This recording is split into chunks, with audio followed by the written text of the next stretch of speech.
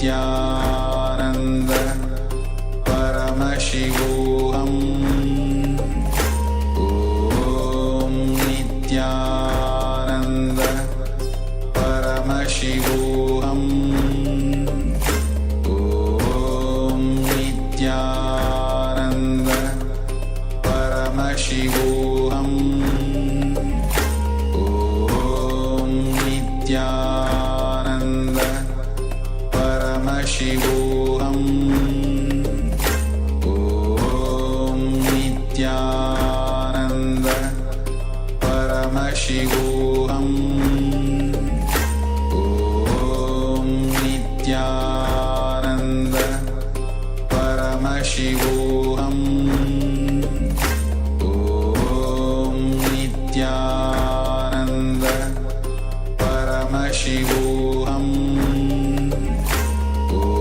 ॐ नित्यानन्द परमशिवोऽहम् ॐ नित्यानन्द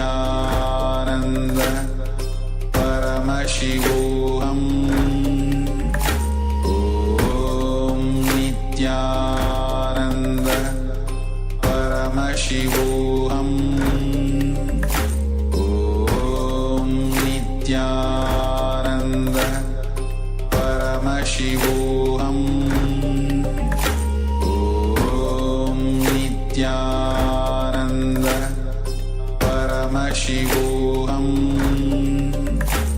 ॐ नित्यानन्द परमशिवोऽहम् ॐ नित्यानन्द परमशिवोऽहम् ॐ नित्यानन्द परमशिवोऽहम् ॐ नित्यानन्द परमशिवोऽहम्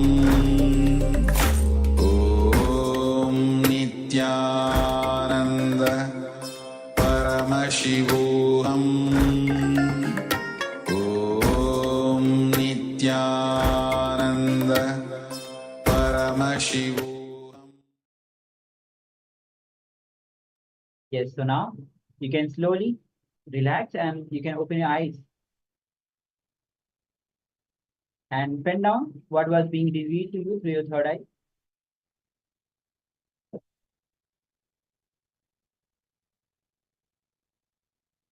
Yes, you can open your eyes, you can relax and pen down what was revealed to you through your third eye. Whatever you saw through your third eye, whatever was being revealed to you through your third eye, just pen down.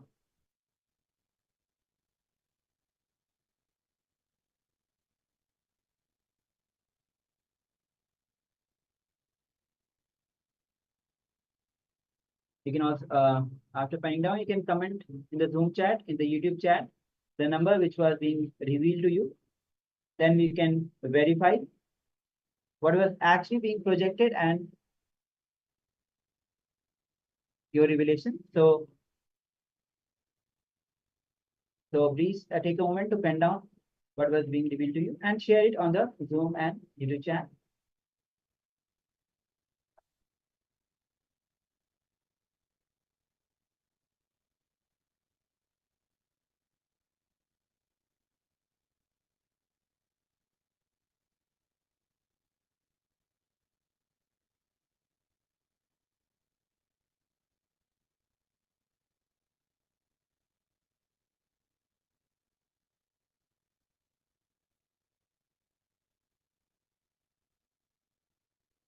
Yes, so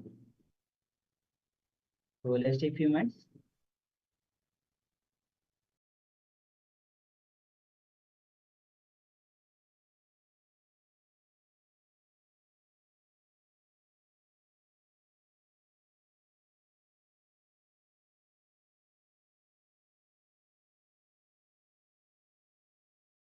So now let's verify. We have a few participants who have shared their revelations. Now we got a few revelation from either TK. Few numbers she has mentioned: 523, 876, 345, 58, 43, 1435.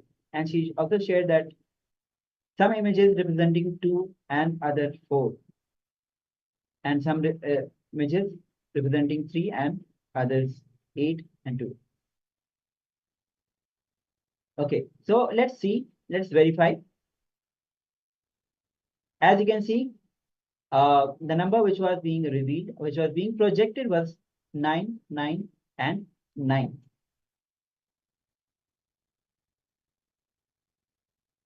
So those participants who have not shared, and if you have already manifested, please go on sharing on social media.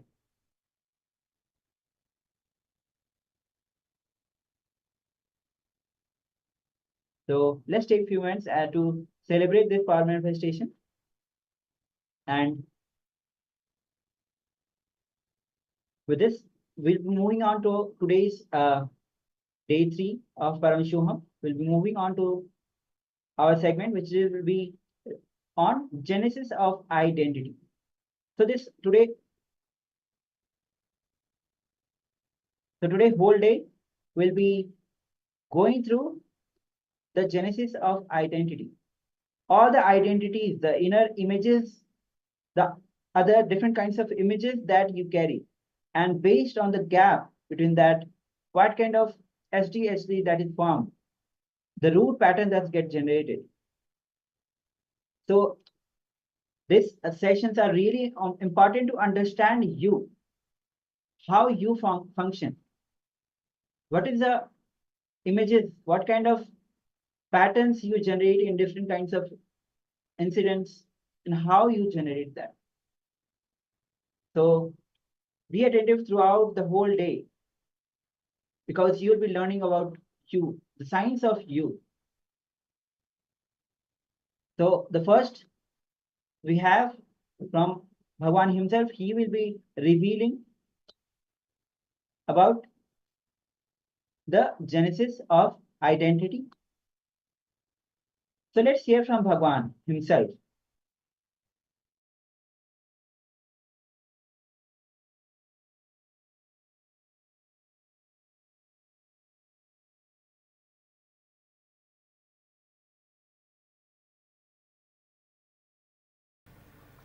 The genesis of identity means the components out of which your identity is made, dismantling it, oiling it, lubricating it, and assembling it back.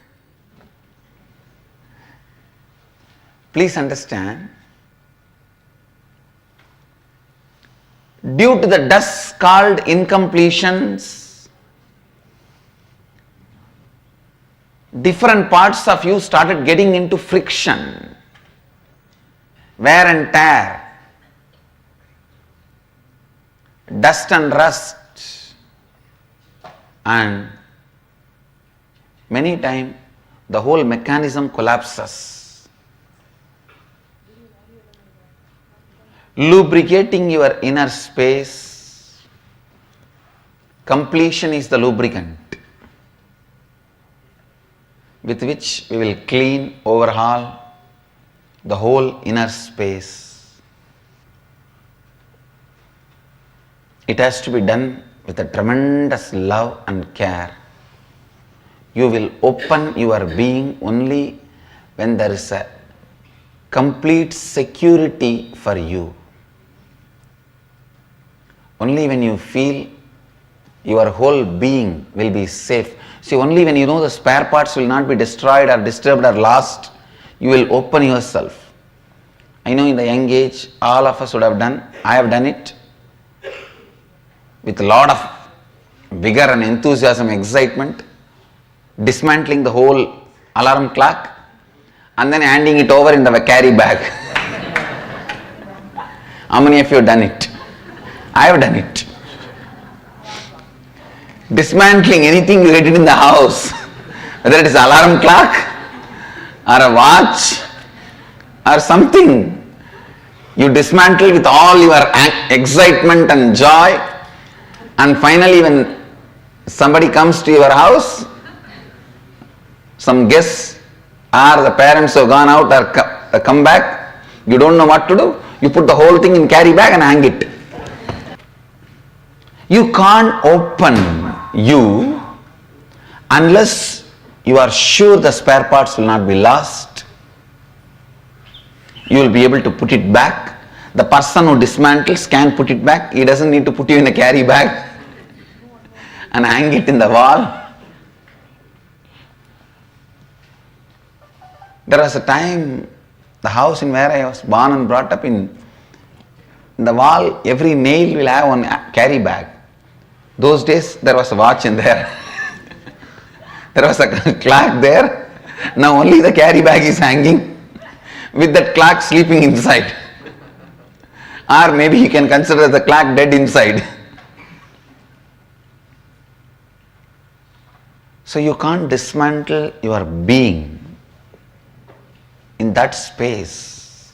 It can be dismantled only in a very deep, loving space, a powerful loving space, and lubricated, assembled back for the smooth functioning of ever and ever and ever. Today we will work on first, authenticity. Bringing completion in your various parts of your psychological organ, inner space. Your psychological organ has various parts, various components, bringing completion in all that.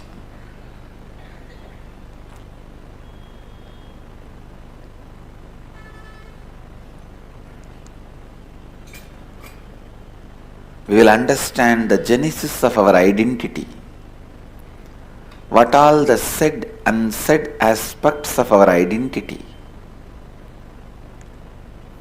The inner image we strongly feel as we, the outer image we project to the world as we, and gap between these two. Why the gap?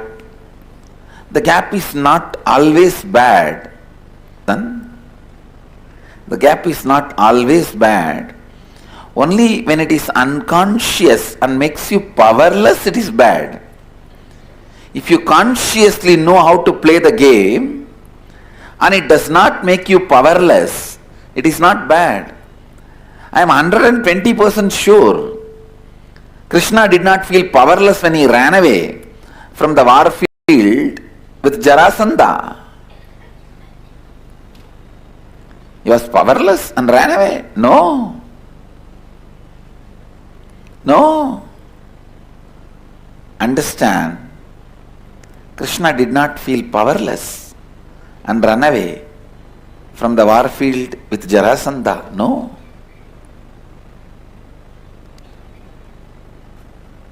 If you know consciously how to play with these two, inner identity and outer identity,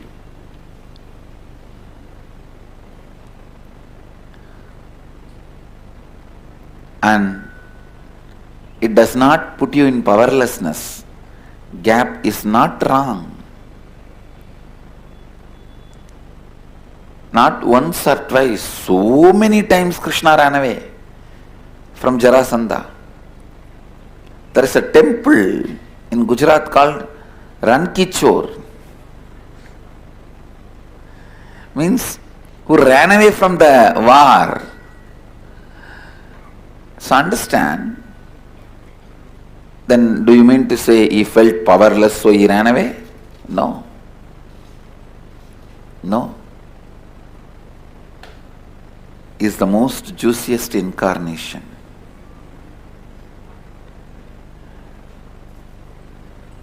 He never felt powerless. He knows how to handle the identities, where to project what.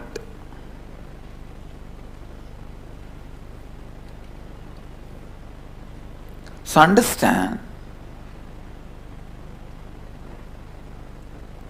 the exact inner identity, outer identity, and the gap between the inner identity and the outer identity.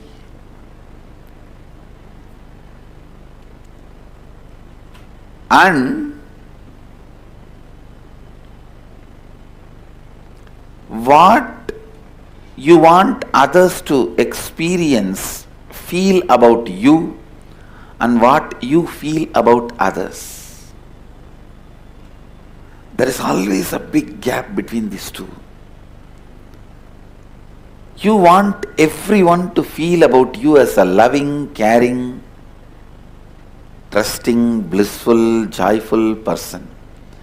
But you believe, you think about everybody as crooked, cunning, cheats, bunch of thieves. Now you need to know the gap between your inner identity and outer identity. That gap is neither good nor bad. Same way, the gap between what you want others to feel about you and what you feel about others. This gap also is neither good nor bad. If both these gaps makes you powerless, both of them are bad. If they does not make you powerless and you know how to play with that, then it is not bad. Sometimes it is good. Some of the very powerful, the most powerful strategies which Krishna did to protect Dharma are done from that space where other person can't even understand with what kind of a logic you are functioning. Other person can't even understand, you can never understand with what kind of a dharma Krishna is functioning.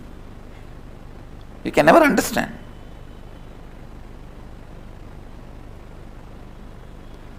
But he is the most dharmic being. Because the gap between inner identity, outer identity has not put him in powerless space. SDHT, self-doubt, hatred, denial. When he was running away from Jarasandha, I can be 100% sure he would have had a cup of coffee or a coke and chatting with his Sakhis, if not flirting, in his chariot.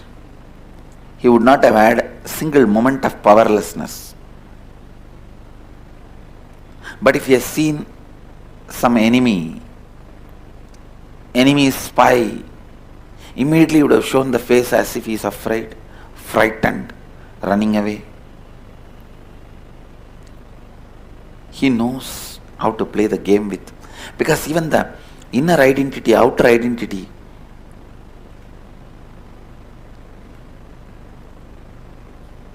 the life image and others' image, even that has become like a nail and hair for him with which he can do makeup, whatever he wants and play with it.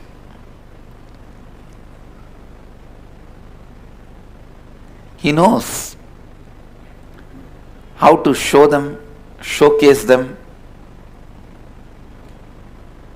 and use them, play with them. So understand,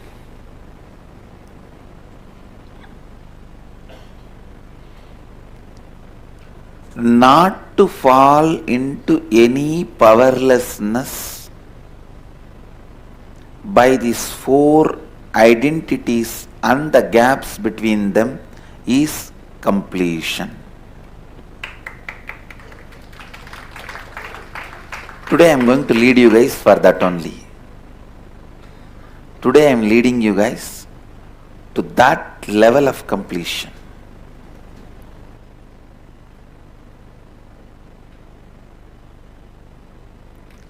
The gap between inner identity and outer identity is responsible for the gap between what you feel about others and what you want others to feel about you.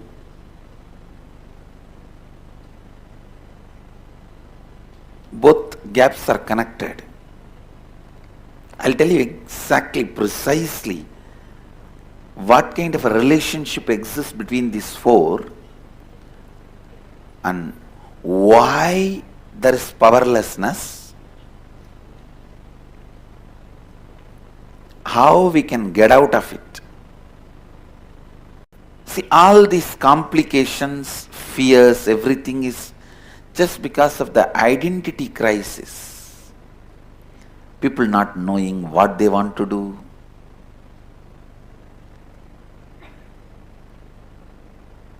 After 50 years of doing something, suddenly at the age of 80, 70, people realize that they were doing wrong things. Now what will you do?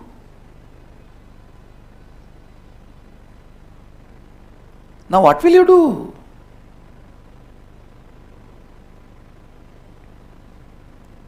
Because life is already over. Now even if your identity crisis is solved, the time lost can't come back. Of course, if you add yoga and kriya along with solving the identity crisis, you can get the time back. Means you will be growing younger. That is different. But in the first level,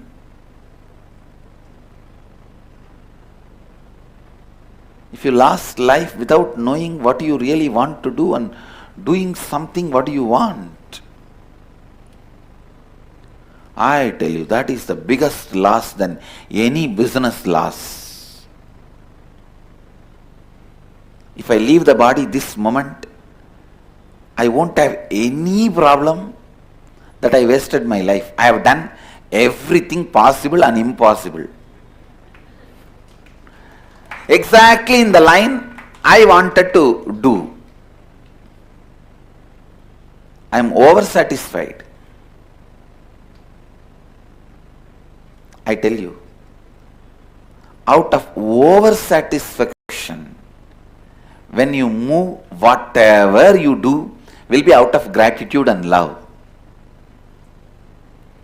Because you are not in the space of satisfaction, you are in the space of over-satisfaction.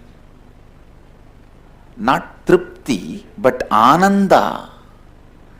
Tripti means satisfaction, contentment, which is always on the verge. It can always reduce little bit. But over-satisfaction means overflowing satisfaction is bliss, where the intense positivity and possibility of love, life, gratitude, energy, everything goes on and on and on. I tell you, please understand.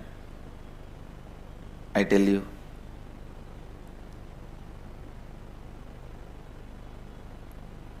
really I tell you, bring your listening and receive this word. The identity crisis need to be solved for every human being the moment he starts building this identity. Like how when a child starts growing, he needs nutritions. We take care and try to supply all the nutritions that child needs. Same way, we should supply this knowledge and help every child to achieve completion and solve this issue of identity crisis. Listen. If the identity crisis is solved, you are the best being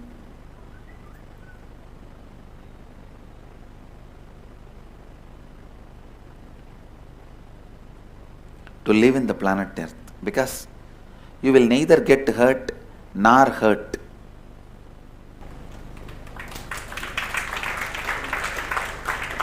Understand? This completion will be in you forever without even you remembering, if you can solve the genesis of identity.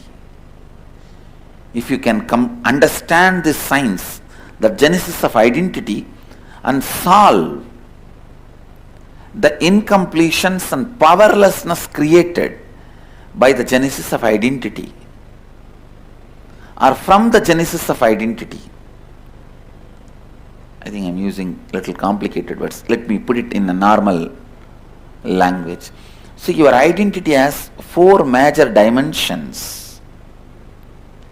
The gap between these 4 can lead to more and more incompletion, or the gap between these 4, if it's handled consciously out of completion, it will never lead you to powerlessness.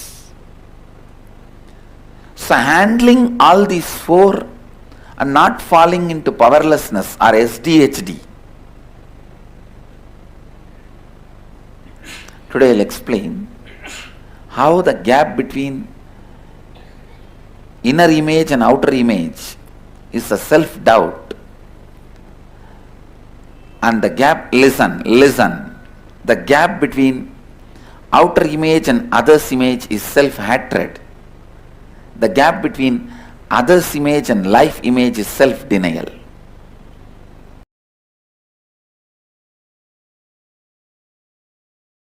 Now I want you to understand basically few things about you. Please listen. I am going to now introduce you to you. That's very important. Finding you to you. If you find you, you found God. If you don't find you, you have not found God. You have not found anything. You don't know what is joy. You don't know what is pain. You don't know what is pleasure. If you don't know you, how will you know what is your pain and what is your pleasure, what is good for you, what is bad for you? You will only have the rough idea about what is good for you, what is bad for you from others, not from you. I tell you, anything which you don't want to face in your life is because you don't know you. You don't know you.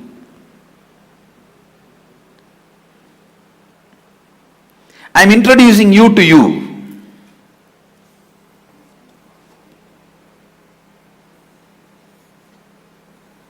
I am trying to create a paint drawing, all of us together.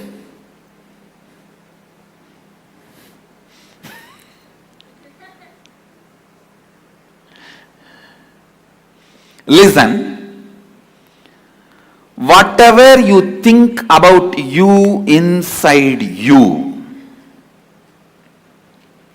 whatever you believe strongly as you inside you, is inner image.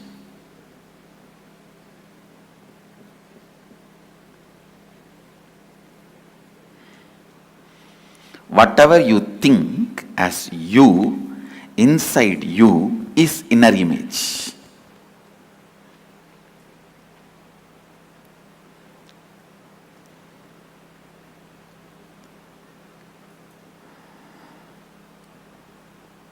If you see sometime, you will feel you will be always successful in everything.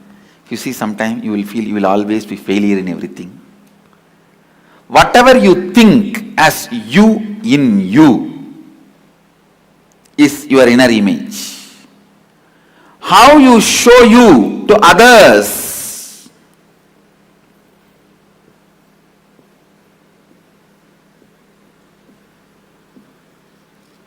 how you show yourself to others,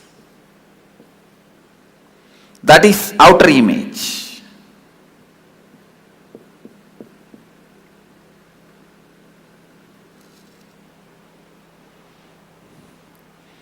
That is outer image. Understand? Whatever you show as you to others, usually you show through your words, body language, the way you project you. That is outer image. Mostly this inner image and outer image will be inconsistent. They will not be matching with each other. Inner image will be lower than what you are, outer image will be higher than what you are. There will be a big gap. What you think as, what you feel as you and what you speak as you, this gap, the gap between your mouth and the heart, that is what I call confusion in life. Anyhow, I can say anyway, source of confusion. This inner image, outer image, then what others perceive about you, whatever you may show, people will have their own ideas about you.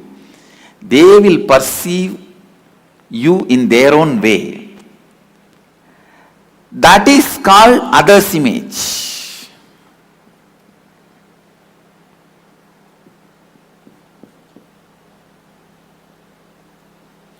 That is called others' image. Inner image, outer image, others' image.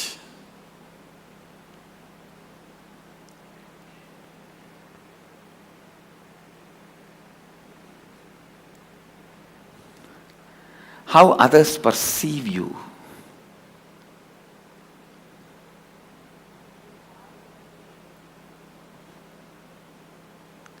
And please listen, when you want all the benefits from others and society, you are bound to take responsibility for how others perceive you. You can't say, how others perceive me, I am not responsible for that. No. You can't say that. You are responsible for how others perceive you. You are responsible for how others perceive you.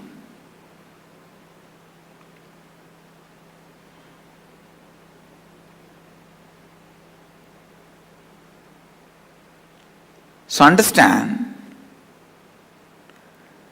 how others perceive you, others' image, you are responsible. And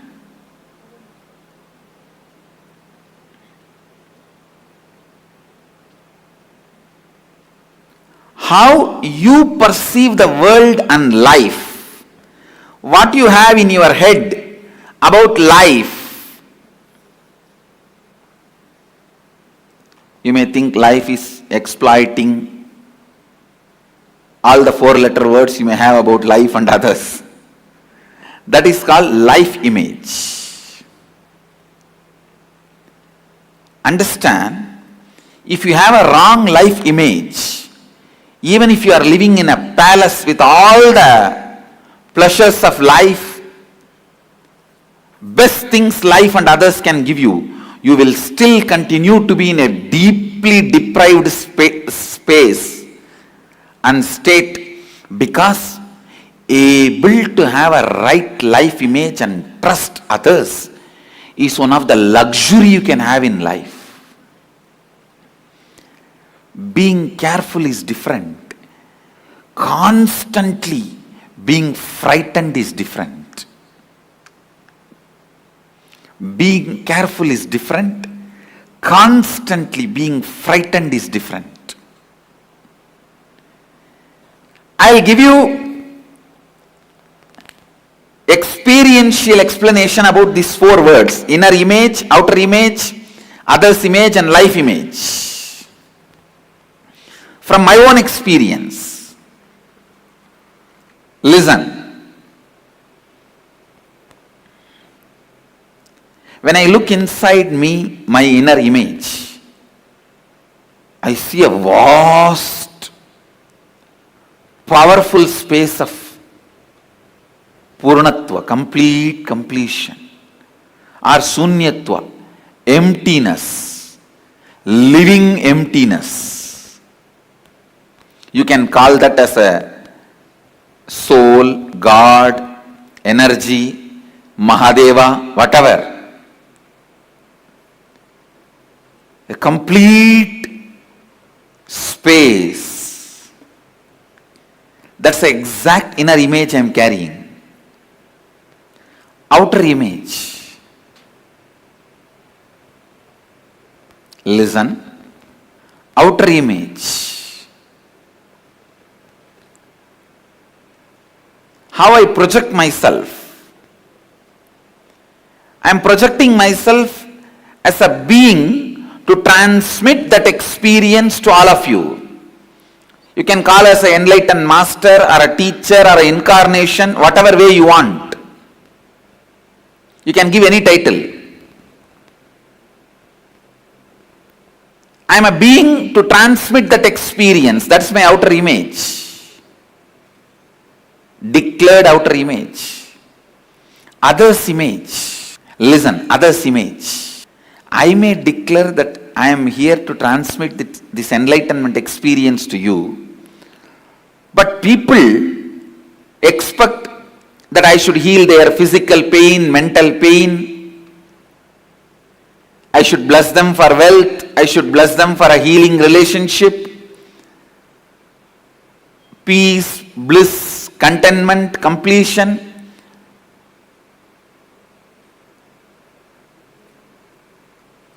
See, the other's image, what people perceive from me and expect from me, maybe it is different than what I declare, but even then I am responsible. Because whatever they expect is within the purview of my declaration. Please understand. When I say I am here to transmit that experience to you, to give that experience to you, I have to give you at least 1000 volt spiritual energy. But to clear your cancer or headache, I need to give only 0.5 volt energy. So if you expect me to heal your physical problems, I am responsible for it, because that falls in the purview of my declaration. Anything which can be done by the transmission of energy and experience of enlightenment, the side effect, after effect, byproduct of transmission of energy, you have a right to expect from me, because that comes within the purview of my declaration. It is my responsibility to fulfill it. Only if you expect that I should win the World Cup, playing the football match, I am not responsible for it, because that doesn't come under my declaration, the purview of my declaration.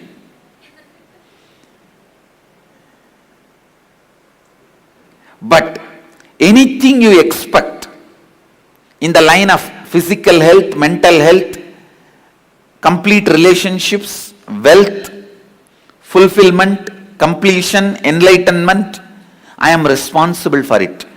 Either I have to give you that, If you are not ready to receive, I have to prepare you and give you that. But till you achieve it, I am responsible. This is what is taking responsibility for others' image. And the life image, the image I have about life and others, the whole world is here to celebrate this joy with me, to celebrate this bliss with me, to celebrate this completion with me. That's all.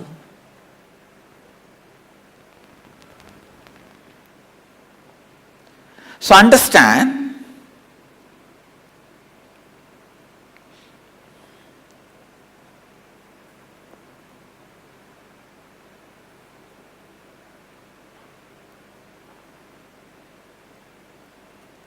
now you also look in and find out the inner image you have, outer image you project, others' image you created, for which you are responsible, and life image you are having about life and others. Pen down exactly what you have. Then we will find out the root cause of all the problems you have in your life. Then we will build the right inner image, outer image, life image, others' image. Come on. First, let's spend a little time in finding the inner image you are having, outer image you are having, others' image you are having, life image you are having, without editing. Please start penning down.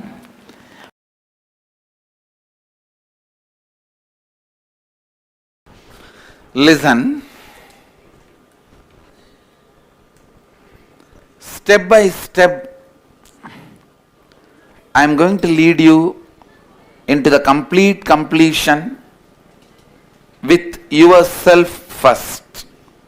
That's where everything starts.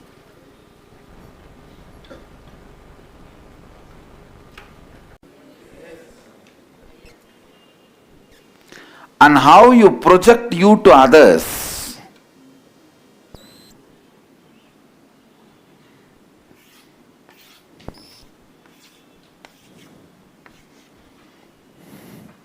These are all other beings.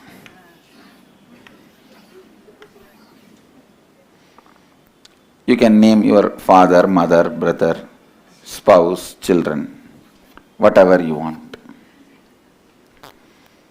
How you project you to others, outer image.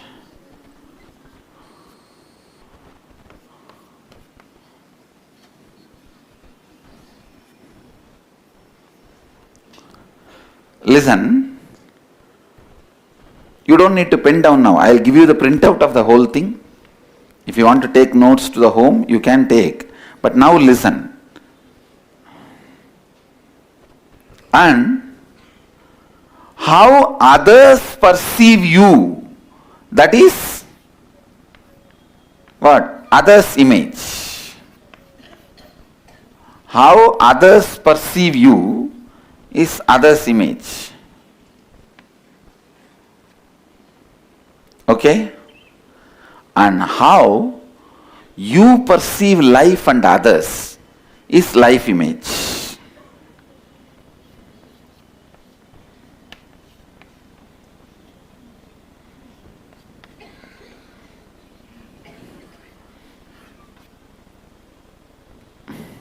How many of you are able to understand these 4 words?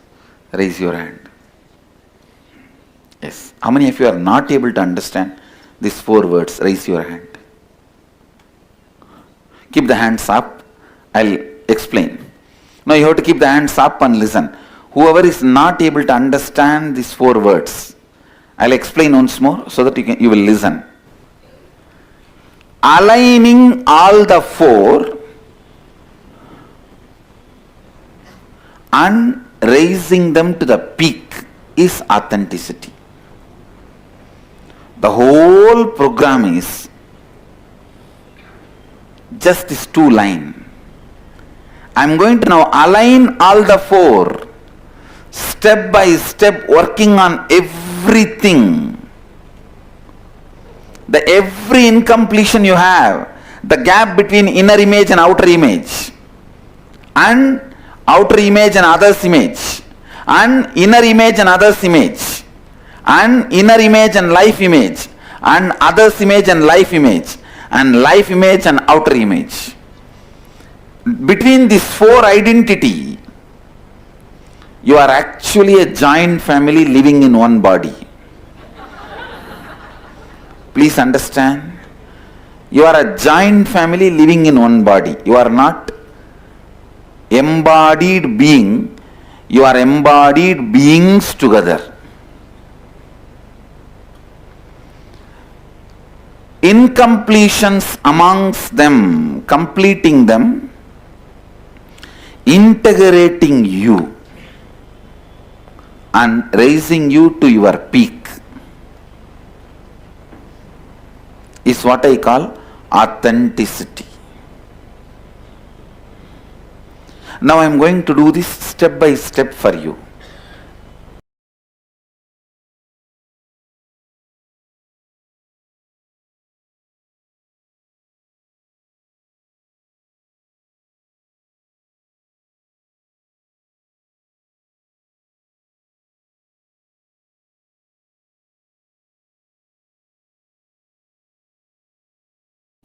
Nityananda Paramashivoham Om Nityananda Paramashivoham Om Nityananda Paramashivoham Om Nityananda Paramashivoham Om Nityananda Paramashivoham.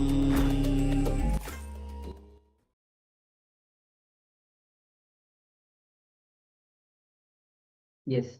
So after this powerful revelation about the genesis of identity, the four images, and how the gap between these four images rises completion. The more there is a gap, the more incompletions. The more you bridge the gap, the more lower is the gap, it brings completion. And Swami said that just now, the last Swami said that you are a joint family living in one body.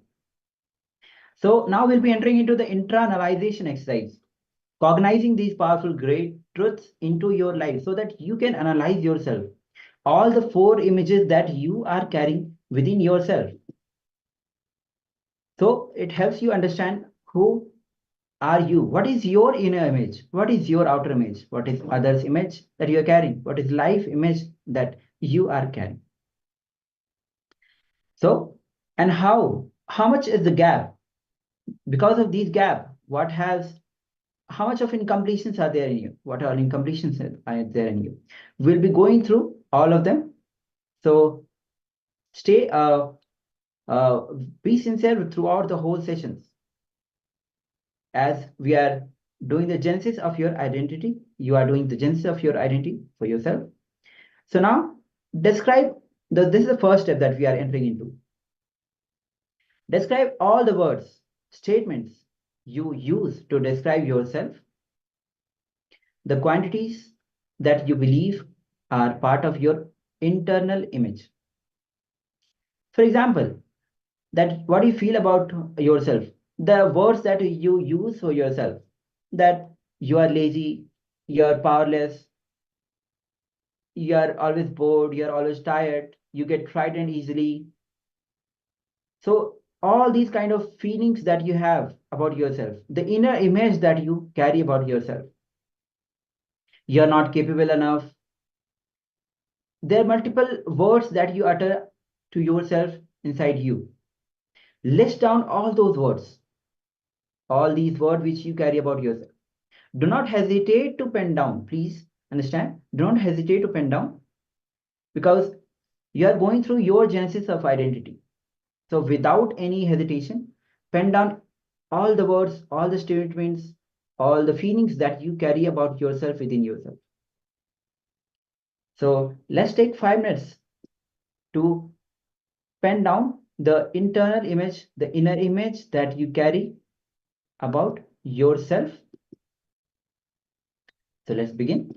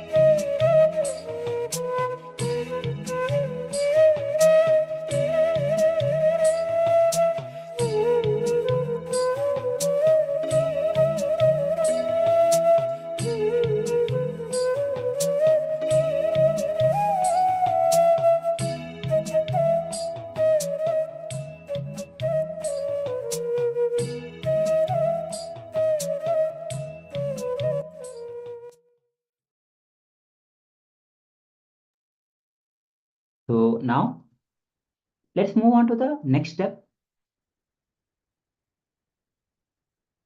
Describe all the qualities you project to others that you believe are the part of your external image, which is your outer image. There are various kinds of beliefs that you carry, the words that you carry that are your outer image, like I am kind, I am generous, I am handsome, I am beautiful, I am grateful. There are so many words, the qualities that you project to others. So whenever the first exercise we did, the first step, whatever you feel inside you, your image, inner image that you carry inside you. In this step, you will be writing all the words, images that you project to others. You are kind, you are beautiful, you are intelligent, you are helpful, you are kind, you are caring.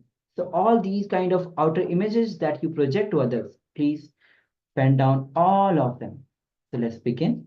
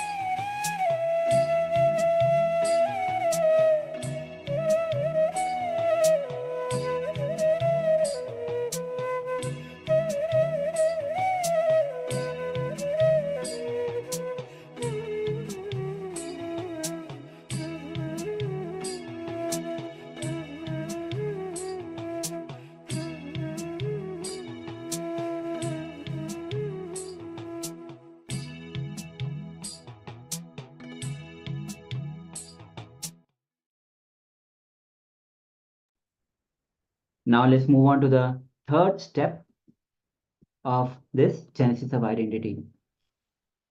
In the third step, you'll be describing all the words, the statements others have used to describe you, what they believe about you, the image that others carry about you. Many times you have come across people, they would have described you in so many ways. For example, you are arrogant, you are devil, you are cruel, you are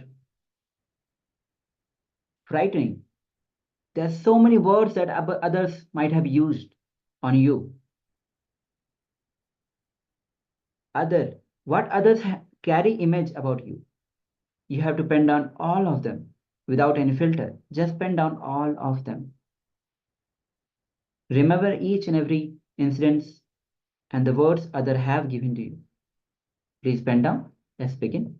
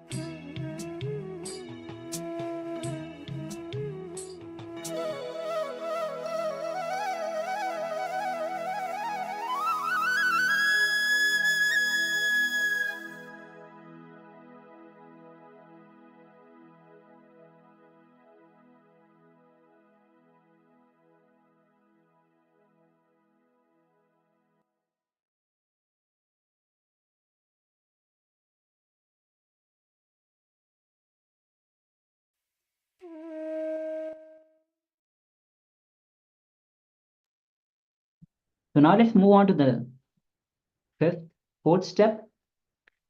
In this step, you will be describing all the words, statements, and the belief you have about the world and towards the life. So many times in our journey of life, we have given so much of words, statements, and belief about the world, about the life itself, which is the life image. So pen down all of them. For example, life is cruel. Life does not support me. World is always against me.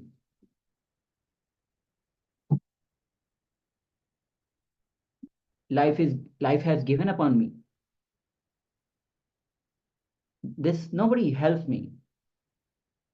So all the words, look into yourself and describe all the words that you have given, all the words, statements, beliefs that you have given about the world. So please pen down all of them.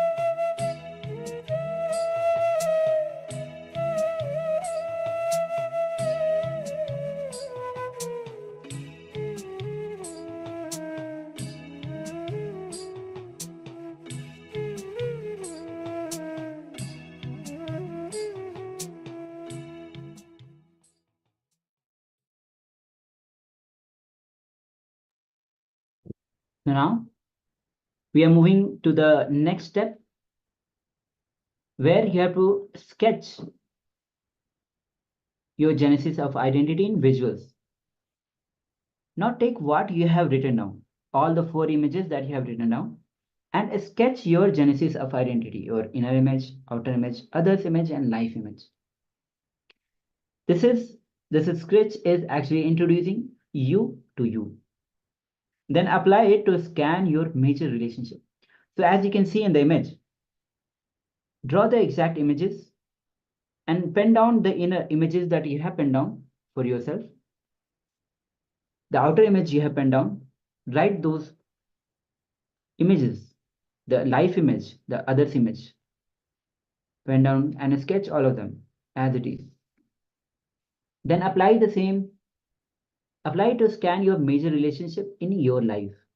For example, what does your mother perceive about you? Which is others image. What do you perceive about her? Which is outer image.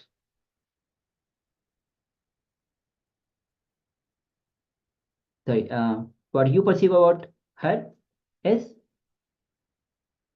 others image, outer image. Then what you perceive about your mother, what your mother perceive about you is the others image, and what your colleagues feel about you. So please in detail sketch and describe, scan your relationship. Let's begin.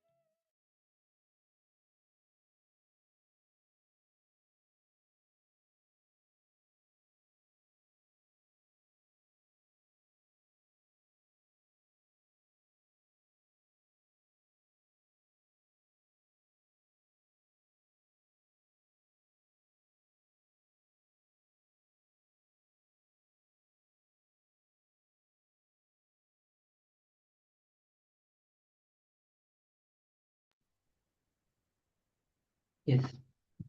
So now we can relax. We have finished this internalization exercise of your genesis of identity. Now is the time that we move on to manifesting powers of third eye. So all of you, let's get ready. We'll be manifesting the powers of third eye. So quickly have the pen and paper with you, eye bands with you, so that you can close your eyes and put the eye bands on your eyes.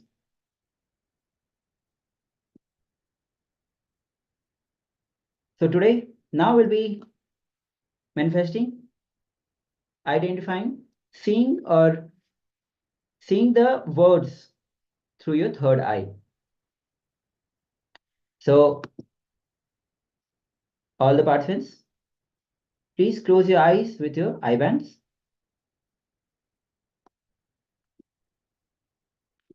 I'll be projecting you words which you have to see through your third eye and pen down whatever was revealed to you through your third eye. So sit with your head and spine in a straight line. Visualize Paramashiva has come down as from Kailasa as Bhagavan Nityananda Paramashivam. Drop all your identities that you carry. Visualize you are Nityananda Paramashivam. Manifest absolute and clutching, complete completion and oneness to experience the state of Paramashiva, space of Paramashiva and powers of Paramashiva. Chant Mahavakya intensely. Be absolutely relaxed. Be at ease. Let Paramashiva's energy flow through you.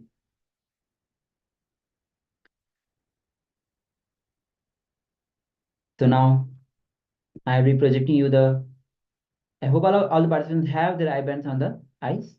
So let's begin this manifestation. I am projecting the words in your screen. Let's see. Let's let your third eye reveal.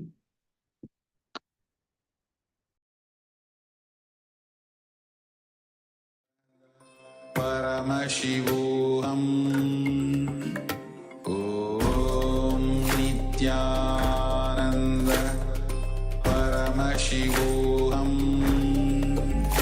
Om Nityananda Paramashivoham Om Nityananda Paramashivoham Nityananda Paramashivoham Om Nityananda Paramashivoham Om Nityananda Paramashivoham Om Nityananda Paramashivoham Om Nityananda Paramashivoham Om Nityananda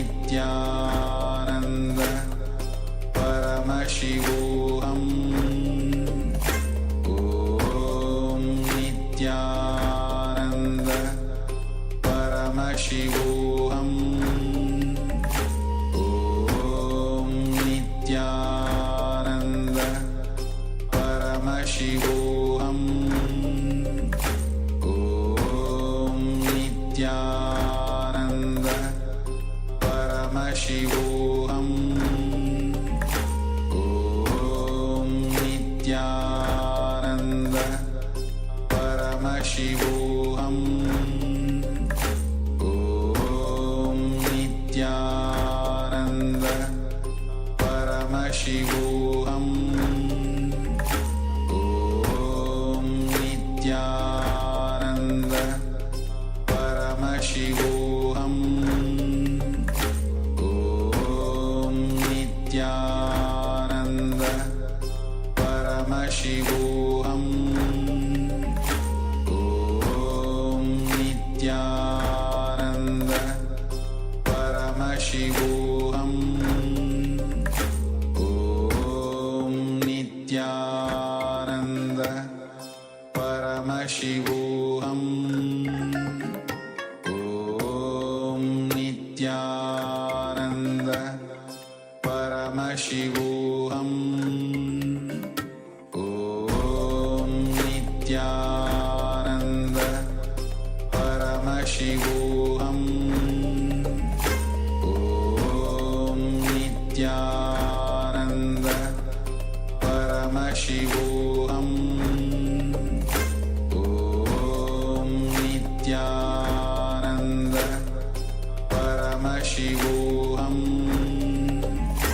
ॐ नित्यानन्द परमशिवोऽहम् ॐ नित्यानन्द परमशिवोऽहम् ॐ नित्यानन्द परमशिवोऽहम् ॐ नित्यानन्द परमशिवोऽहम् ॐ नित्यानन्द परमशिवोऽहम् ॐ नित्यानन्द परमशिवोऽहम् ॐ नित्यानन्द परमशिवोऽहम् ॐ नित्यानन्द परमशिवोऽहम् ॐ नित्यानन्द परमशिवोऽहम् ॐ नित्यानन्द परमशिवोऽहम् ॐ नित्यानन्द परमशिवोऽहम् ॐ नित्यानन्द परमशिवोऽहम् ॐ नित्यानन्द परमशिवोऽहम् ॐ नित्यानन्द परमशिवोऽहम्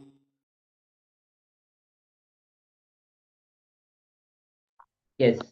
So now you can relax and you can slowly open your eyes and pen down what was revealed to you through your third eye. You can put your revelation in the Zoom chat and in the YouTube chat if you are watching through the YouTube.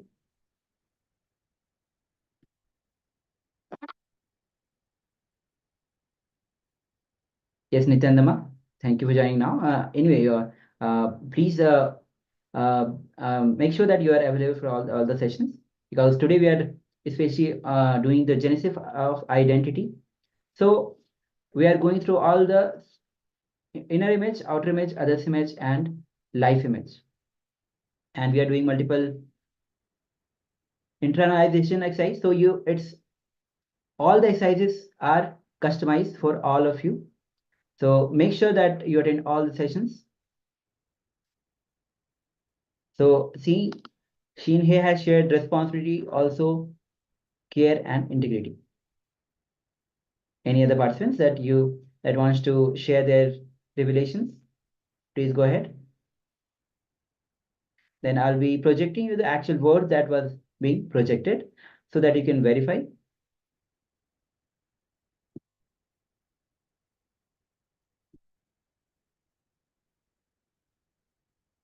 Yes.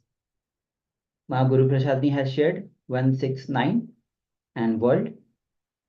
So let's verify our manifestation. As you can see here, the word which was being projected is inner identity. So if you have manifested this power, please go ahead and share your experience with everyone, friends and families, because more and more you share, more and more you enrich people. You enriching, Swamiji himself had told that enriching is the enlightened lifestyle itself. So please share and enrich others, invite people for power manifestations. So with this, let's enter into the second round of this. So again, once again, please close your eyes.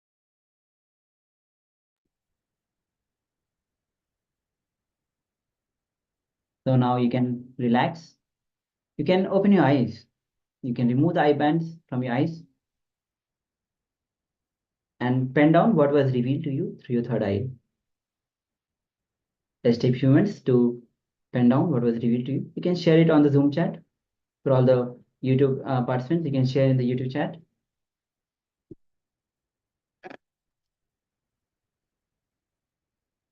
So let's take a few minutes as you pen down your revelations of your third eye.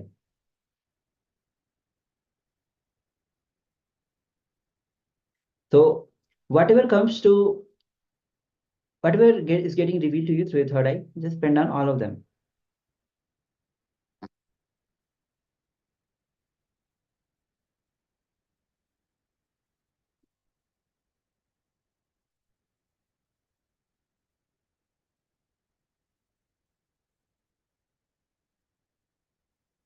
Guru Prasad has shared color, yellow, orange, black, cloud, blue. Mary has shared not yet. So you can take few minutes and keep your pen down.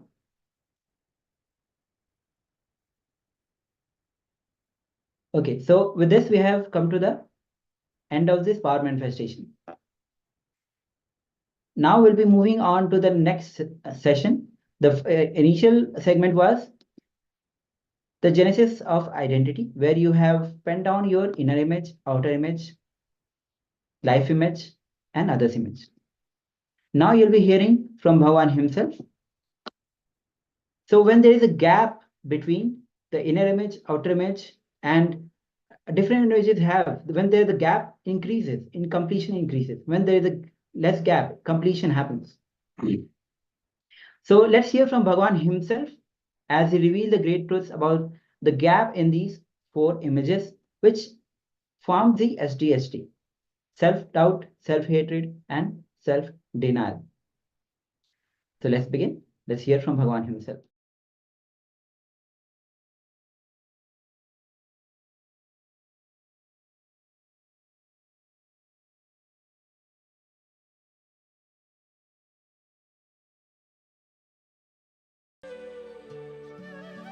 Now I wanted to give you some deeper insights based on your introspection, your internalysis, your contemplation. How many of you found in your experience, listen carefully, how many of you found in your experience there is a gap between how you think about you and how you show you? Means gap between inner image and outer image.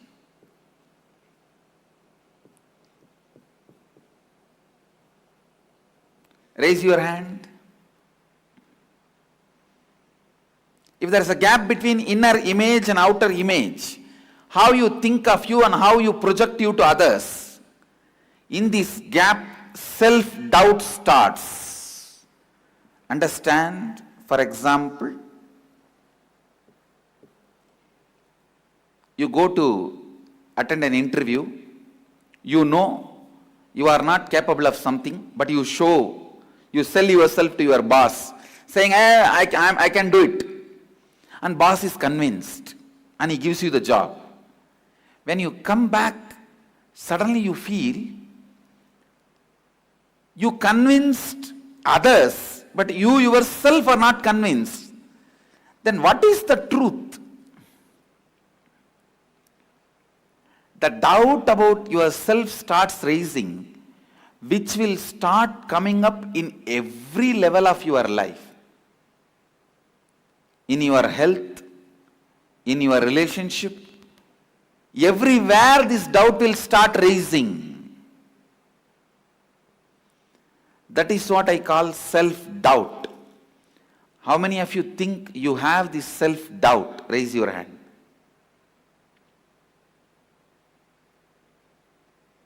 We will have to now find that and complete. Second,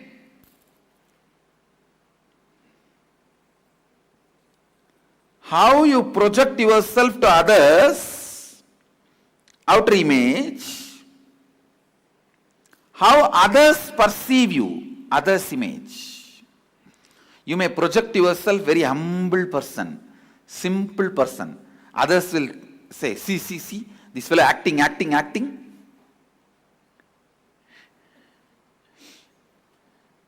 You may project as a humble, simple person. Others will say, see, this fellow, how he is acting. How many of you have experienced this?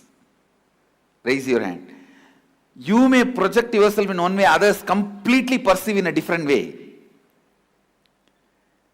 Raise your hand. Let me see the gap between outer image and others' image.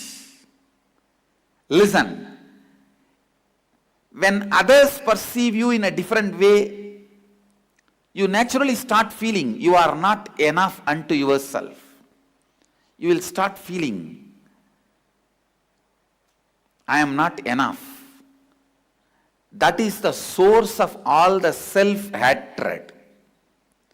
Please understand, self-hatred.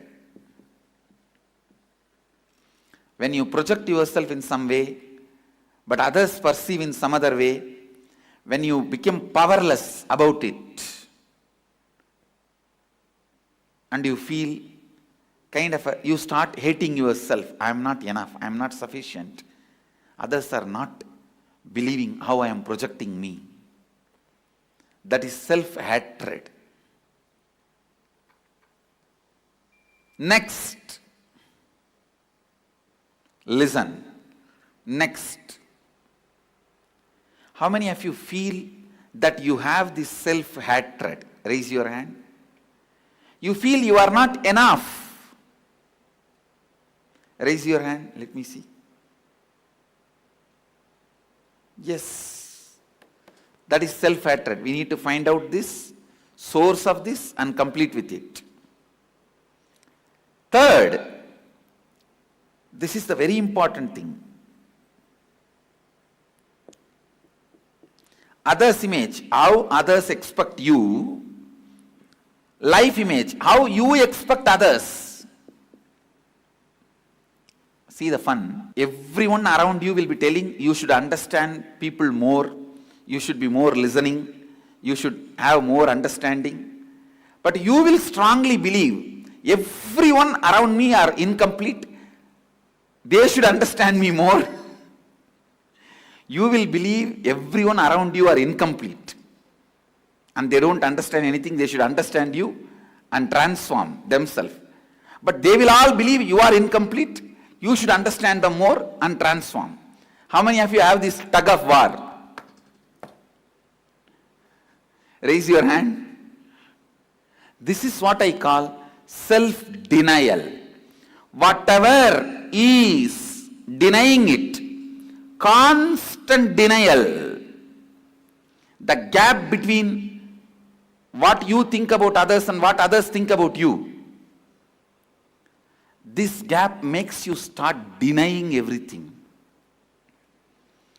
See, when you want everyone to understand you and change, and everyone around you wants you to understand and change, there is a deadlock. And you become powerless, you don't do anything. This becomes a lifestyle. Time passes, day passes, you don't think. You don't walk that extra mile you need to walk. You constantly live in denial. All breakdown in life happens in denial. Understand? All breakdown happens in self-denial.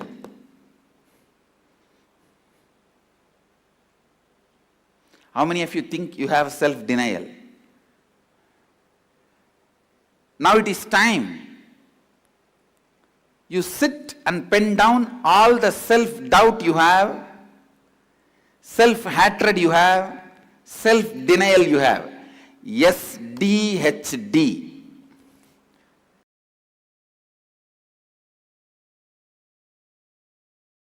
Now come to the space of listening. Expansion. Changing your decisions for better, due to the new intelligence, data, facts available is not instability. That is not necessary to lead you to self-doubt. Listen, how many of you cognize because of the developments you did due to the latest intelligence available, you have become a self-doubting person? All of you first understand. See, for example, you plan for building a house with 2-story. But suddenly you got little more land. Then you decide, why not build some 5-story apartments in that using the whole land and have 2 for ourselves, sell remaining. So why this decision has been taken? Because now you have more land, means the data is updated. Intelligence is updated. So you changed the possibility. But this new decision does not need to lead you to self-doubt. But what you usually do, if you upgrade, change, develop, you feel like, oh, I am always like this only, not stable in anything. If you are shrinking, withdrawing, you get suddenly bored or tired, you become irresponsible about the house and you dump that land, it is lying in a corner and you don't even care, then you can have a self-doubt. All of you are getting it, what I am saying? Irresponsibly can lead to self-doubt, not responsibility, not updating. It does not need to lead you to self-doubt. Self-doubt is one of the biggest self-destructive patterns. It is like you tie your leg with a chain to the pole. Can you go anywhere? No. Please listen. Many times in your life, your upgradation makes you with self-doubt. You think you are unstable. Actually, your withdrawal should make you self-doubt, not upgradation. Expansion should not make you doubt yourself. Understand, upgrading is life. That should not create self-doubt in you. It is withdrawal or withdrawal from upgrading should create self-doubts in you. And finally, end of the day, all self-doubts you have to complete. Listen, see the difference between self-doubts which is created in you because of your upgrading and because of your withdrawal. How many of you are able to separate, differentiate and see? If you are not able to, then tell me, I will describe again. How many of you are not able to cognize this? So let me repeat. Please listen, I will repeat. Life is based on the decisions you make. Many times, after you make the decision and before execute it, the data you have to make the decision will get upgraded. For example, you have 40 by 40 site, means land, 40 feet by 40 feet. You decide to build a house. Suddenly, after this decision is made, before you build the house, you have updated data. Now you got 3 more plots. Now you have 4 40 by 40 by 40. Now you have updated data. With this, naturally, you will feel like you may go like, let me build apartment complex, have 2 for me, sell others, 2 other apartments to others. So this decision, if you are not ready to take the responsibility, can be tiring and making you doubt yourself. I am always like this only. Nothing I will execute. I will think, and then confuse, and then confuse, and then confuse. When you create that self-doubt, you will never execute this. Understand, the self-doubting should not be created during expansion. Unfortunately, you create that. Second, even during withdrawal, the self-doubts which are created because of withdrawal is justified but should not be allowed. Self-doubt is created in you in two different situations. One, the situations where you expand, another one, situations where you shrink. Situations where you expand, it should neither be allowed nor justified. Situations where you shrink, it should not be allowed, self-doubt should not be allowed, but it is justified. How many of you are getting it now? So now, whether it is a shrinking time or expanding time, whenever you have suffered with the self-doubt, pen down,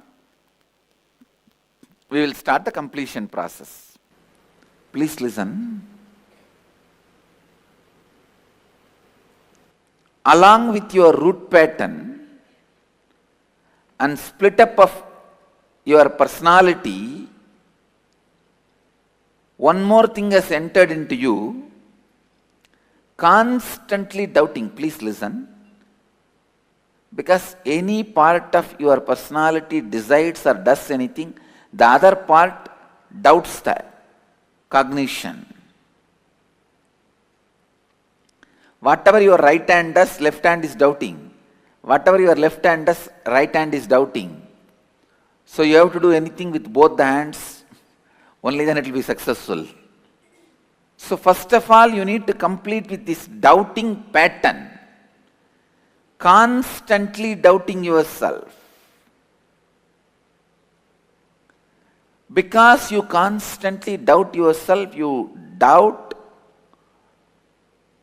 about the truths of completion, four tattvas, principles. You doubt everything. You doubt you. Because you doubt you, you doubt me. Please listen. If you doubt you, you will doubt me. Because I am inside you more than you exist in you.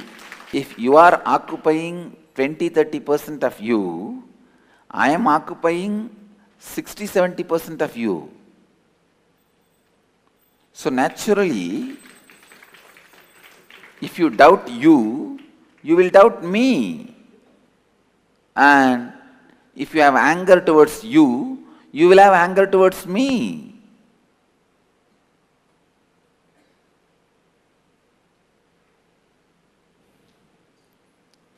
Sometimes people think, oh, I don't have anger towards others, I have only anger towards me.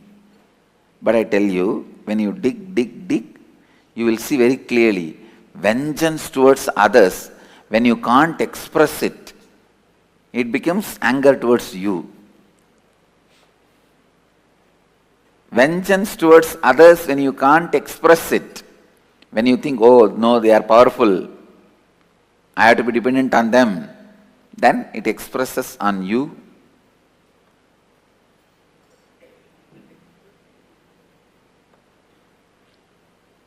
Today, I'll expand only on how to complete with your self-doubt. Listen. Today I'll expand just on this one subject.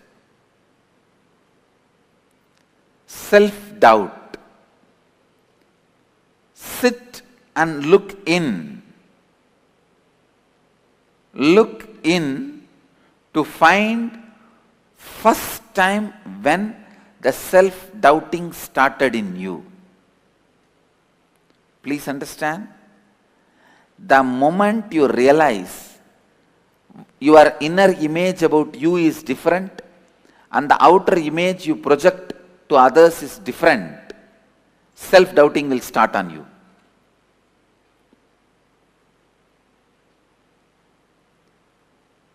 The moment you realize behind the screen you are like something, outside the screen you are like something, or in front of your wife you are something, you have a different way of behaving, outside when she is not there you have a different way of describing her.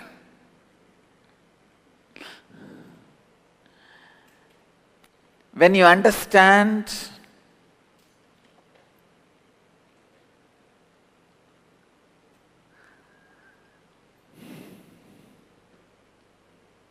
please understand, when you understand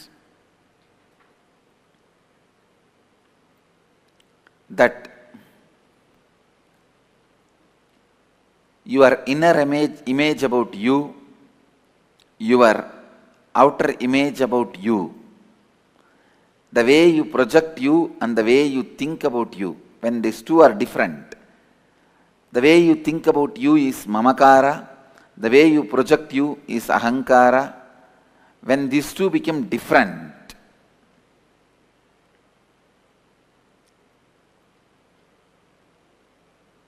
and one important thing, please listen, especially when others are convinced about the image you project outside. You think, oh God, all these fellows are fooled. Even though I am hiding what is and projecting different, everyone is fooled. Then I think this is the way everyone is fooling others. Then you start doubting everything and you. Listen.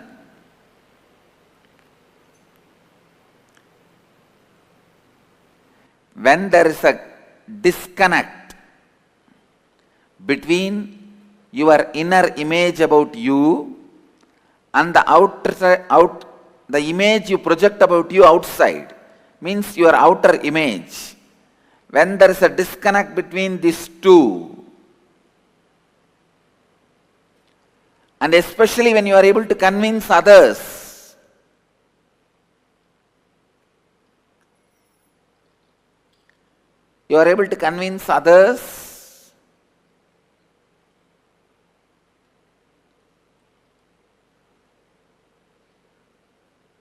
about your outer image, the way you project yourself is the true image. When you are able to convince everyone, suddenly the self-doubt starts getting developed. What am I doing?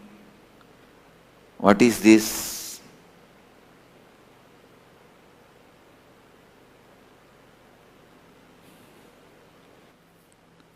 The worst conscious killer disease is self-doubt. Especially self-doubt established as a pattern in you. You will see very clearly, you will work for something, and when it becomes a failure, you yourself will take revenge on you. You did all this, you need this. How many of you have this self-revenge pattern? You yourself. This is called Atma Droga. Understand? First Atma Sandeha means self-doubt, then Atma Droha.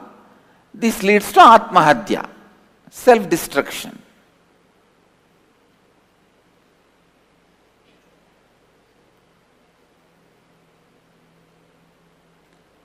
Now that is the poor human beings.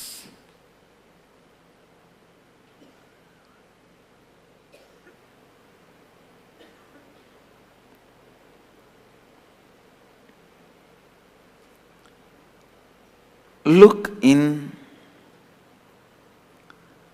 and start digging out.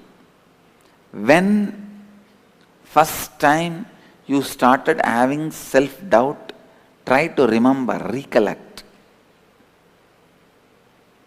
the earliest memory of your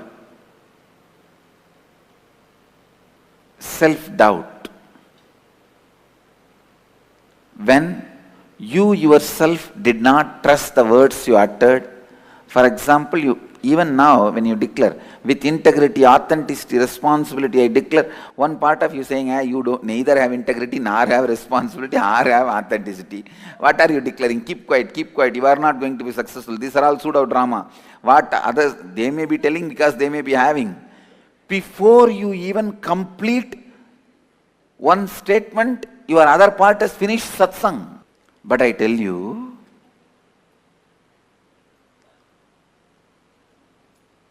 only by the declarations and making them into reality,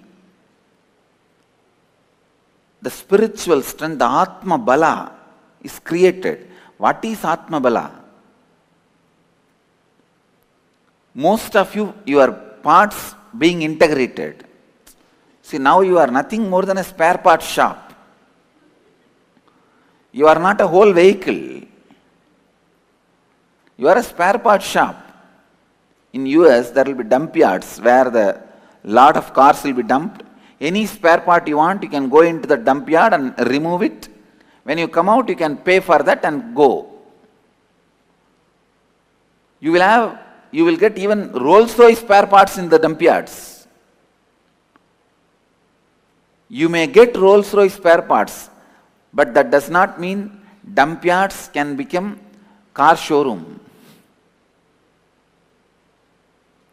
All of us are only dump yards, spare parts selling center.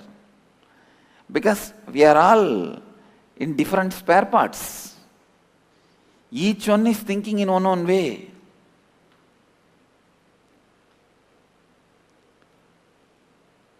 Your tongue goes on visualizing about food.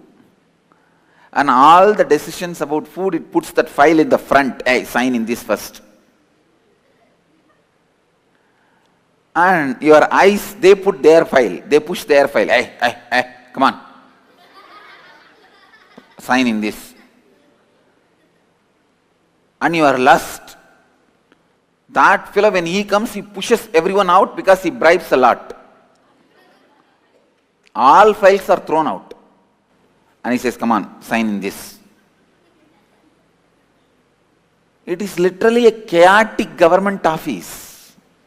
Chaotic, corrupt government office.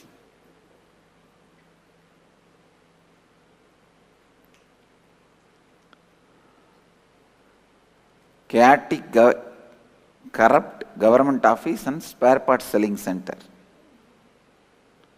Now, first thing you need to do,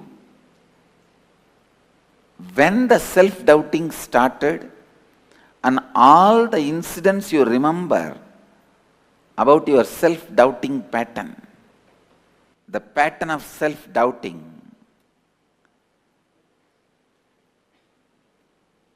if somebody knows how to touch the pattern of your self-doubting, he can make you doubt anything.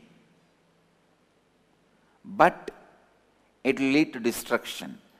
Based on self-doubt, any doubt you create, it will lead to more and more ignorance. More and more ignorance. Please understand.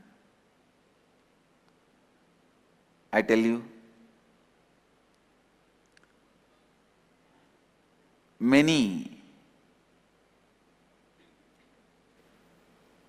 fellows who can exploit, who master the art of exploiting your self-doubt, they become atheist leaders, the revolutionaries. And the guys who can exploit your ability to doubt your emotions, they become poets. Please understand. Poetry, cinema, all these arts are nothing but making you feel that your self-doubt can be healed. I'll give you the example. Why in always all movies the lovers finally unite? And why they don't show after they get married what happens?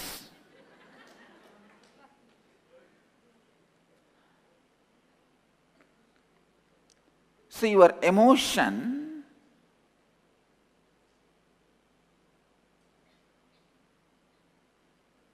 the decisions you take during your emotion can't be completely trusted. And one more thing you need to understand, that does not mean you should not take any decision based on emotion. You should take decisions based on emotions which should also be supported with intelligence. So, whenever you are high on emotion, want to take some decision, if you stop taking decision, you will live as buffalo. If you take decision immediately, you will enter into incompletion. You should raise your intelligence level to your emotion, means building up completion in you to support why you should do what you want to do. Please understand, I am revealing some of the important basic theories of life. All the movie makers, they try to show the decision you take emotionally, the love marriage or anything, it is always good and right.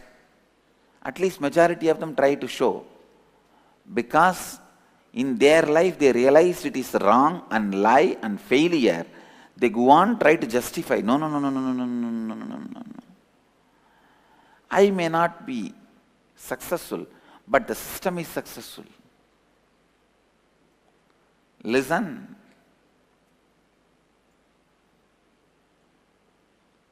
Listen. Whenever you are high on emotion, means you are in love with a boy or girl and you really want to get married.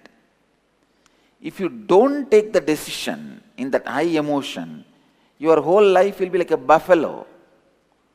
I have seen people who don't take any decision.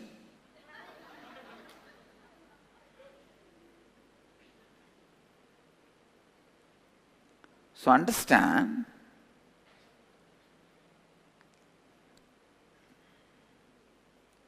if you don't take decisions when you are highly excited, feeling powerful and emotion, you will become a buffalo. Same way, if you take decisions during that high emotions, you will be failure. Then what should be done?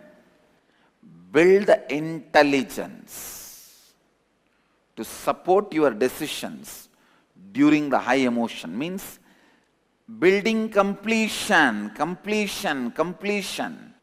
During the high emotions, self-doubt also will be in high frequency. So complete with that self-doubt. Complete with the self-doubts. I can say, self-doubt is the part of you does not allow you to take any major decisions in your life. Sit with all these self-doubting patterns, pen them down, relive and relive them, complete with them. Don't doubt whether you completed with your self-doubts. That will be one more doubt, at least complete with that.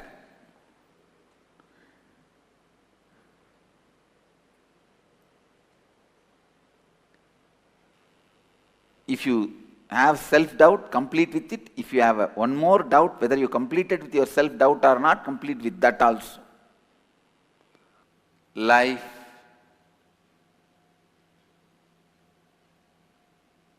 starts only when you complete, when you are established in completion, in the completion. केवल पूर्णत्व से भी आपके जीवन आरंभ होता है. Complete. with all the root patterns. Above all, complete with your self-doubting patterns. I tell you, you bring all the suffering, worst things in your life just because of your self-doubting pattern. If somebody can complete with their self-doubting pattern, they start living Jivan Mukti. Complete with your self-doubting pattern. When you have a very disempowering, powerless mamakara idea about you, just to compensate it for survival's sake, you project a powerful ahankara towards others,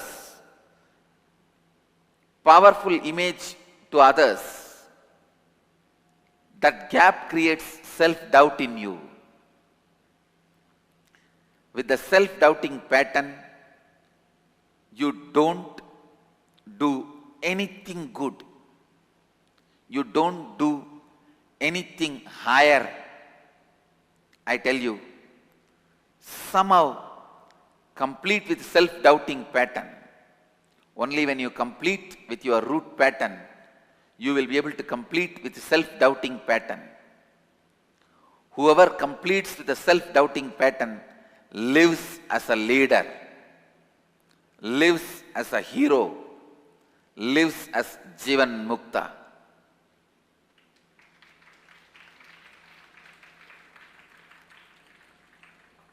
Again and again and again, I request,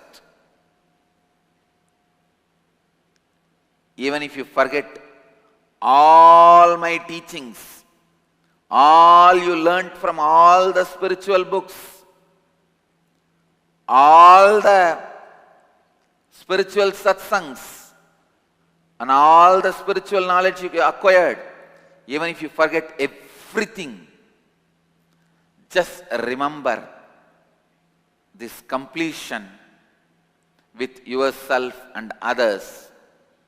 You will live Jivan Mukti life.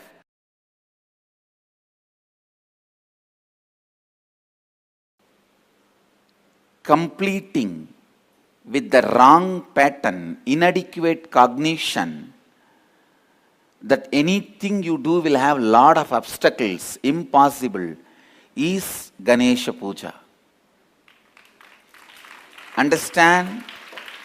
Completing with that wrong cognition, which you think as strong cognition, which is not. You always think wrong cognitions are all strong cognitions, which is not true. Wrong cognitions are not strong cognitions as you visualize.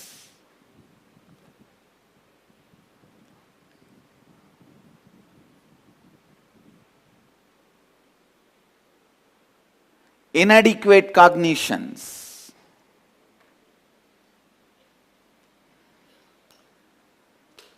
Inadequate cognitions are not strong cognitions. Completing with it. Wrong cognition is never a strong cognition.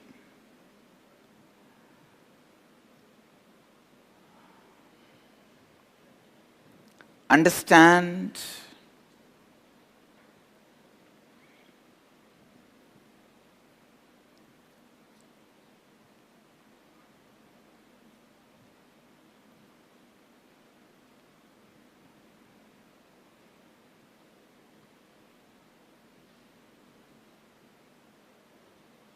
We have a strong belief, anything I am going to take it up is going to be very difficult. Anything I am going to take up is going to be very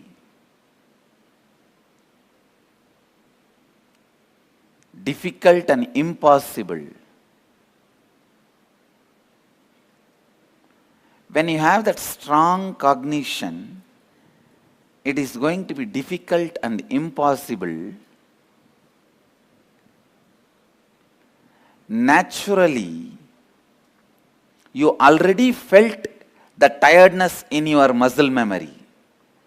You already created tiredness in your biomemory. Please understand, already the tiredness and boredom has become your default cognition.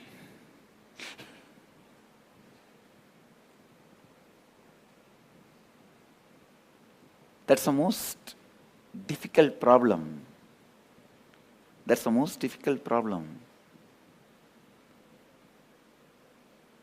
We have to complete with that. Completing with the pattern of impossible, most difficult, is Ganesha Puja. That is what is worship of the Lord Vigneshwara. See, Vigneshwara, Ganapati, Ganesha stands for possible.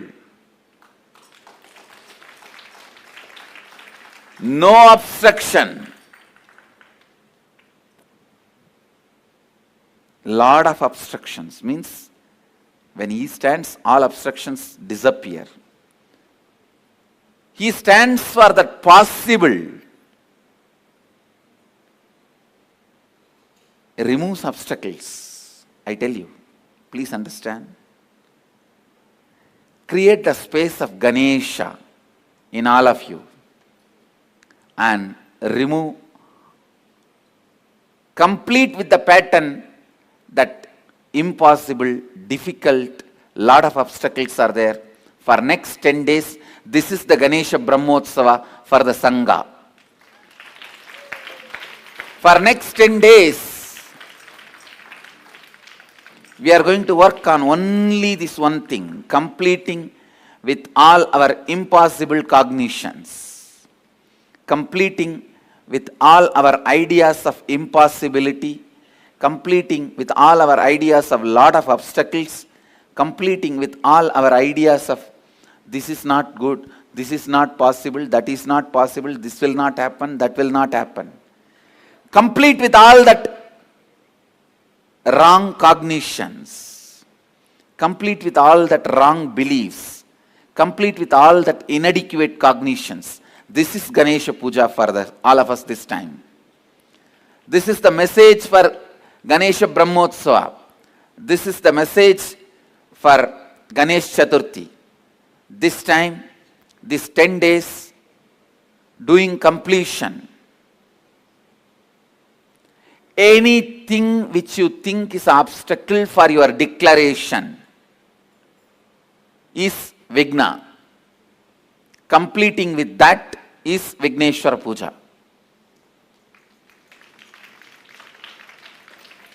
Unfortunately, you even give up on yourself. Even this idea does not excite you. You think, no, I'll try, but it will not work out. I'll try, it will not work out. I'll try, it will not work out. Means what? You already finished. You can even complete with the strong layers and layers of negativity. The layers and layers of negativity. You can complete even with that. You can complete all the negative beliefs of your subordinates. Please understand. For whoever you take the responsibility, you can complete even for their negative beliefs. So, keeping Ganesha as the witness, with my integrity, authenticity, responsibility and enriching, I am completing for all your negative beliefs.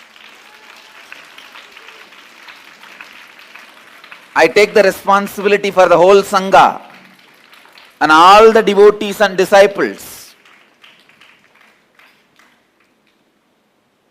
I am completing all the wrong cognition, the cognition of impossible, cognition of giving up, cognition of lot of obstacles are there. I am completing. And you will all experience the power of my completion.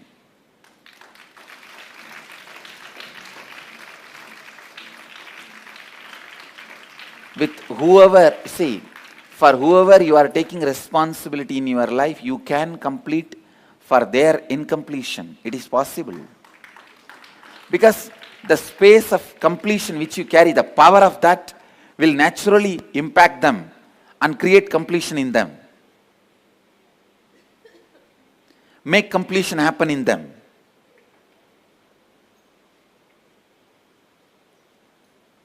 Completing with that wrong patterns. Understand, whatever you declared in your life, anything you feel as obstacle to make your declaration into reality is wrong cognition, inadequate cognition. You can complete with it. Completing with that is Ganesha Puja.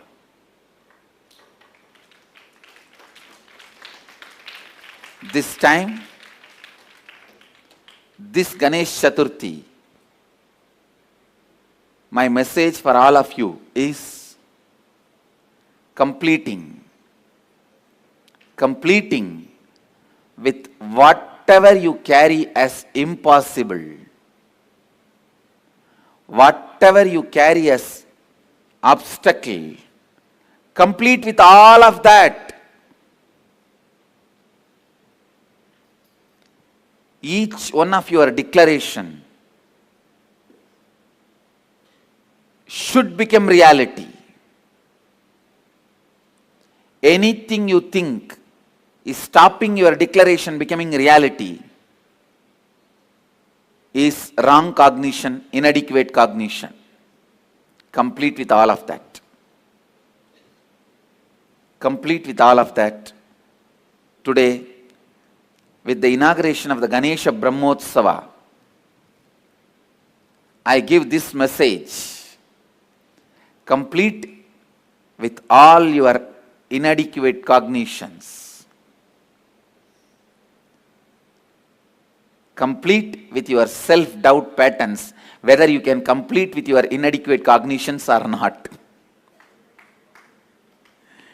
Even your self-doubting patterns, whether I can complete with my incompletions or not, whether I can complete with my inadequate cognitions or not, is a one more inadequate cognition. Complete with that also. So the layer by layer by layer, all the cognitions which smells with impossible, no, not for me, later on, back pain, I'm tired, life is boring. No, this all after 10 years. I need more resource. Too many obstacles. I tried my best. My logic is stuck there. This is much only I can do. This is what I am.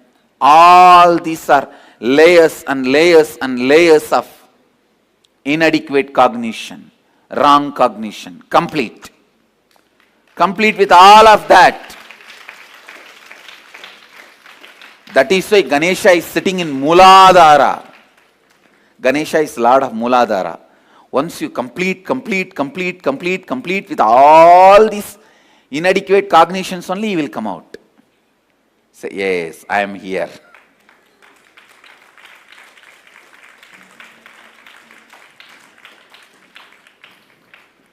Wrong cognitions are not strong cognitions. You strongly believe wrong cognitions are strong cognitions and they are default cognitions, and that is the way of life, which is not true.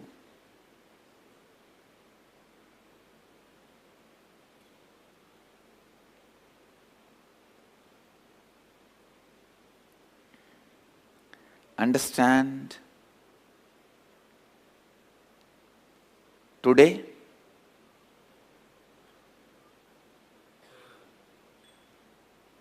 inaugurating Ganesha Brahmotsava, I give this as a message to all of you. Next 10 days, all of us will complete all the inadequate cognitions, wrong cognitions, the cognition of impossibility, I cannot, I don't, I won't, the cognitions of obstacles, we will complete with all that. We will complete with all that. And completion with all these inadequate and wrong cognitions is the real Ganesh Chaturthi Brahmotsava this time for all of us. That is Ganesh Puja for our whole Sangha. Let us start Ganesha Brahmotsava from today. Kundalini is your possibility. You letting your possibility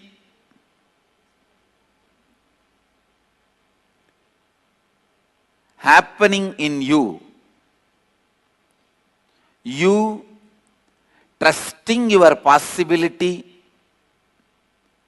without self-doubt. You responding to your possibility without the self-doubt is Kundalini energy. Please understand.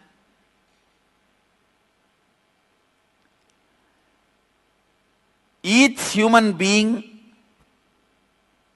allows himself to be expressed, allows his possibility without self-doubt in one dimension, no doubt. Even if you are a useless fellow, to be useless in that dimension, you allow your possibility without self-doubt. Somebody allows their possibility without self-doubt in the field of cooking. This guy may be useless in all other fields, but in cooking, he has no self-doubt about himself. He knows any dish he sees, he will be able to make it. Some people will allow themselves without self-doubt in the field of medicine. Maybe an orthopedic surgeon or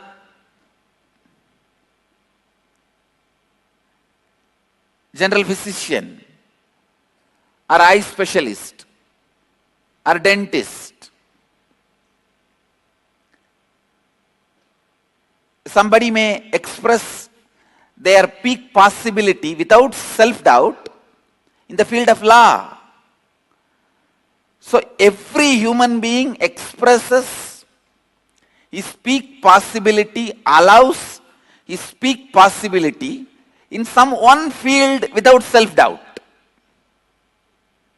It is not that you don't express in any field at all. No, then you can't be alive.